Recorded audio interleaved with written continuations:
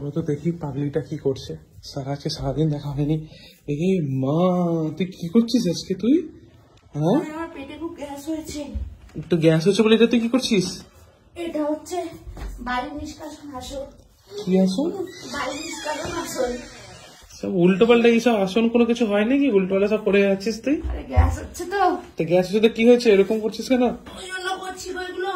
করে এই লাভ, আসনটা আমি শিখেছি এখানে একজন আসন। যত রাজ্যে ভুল ভাল জিনিস করা তোর অভ্যেস হয়ে গেছে বল।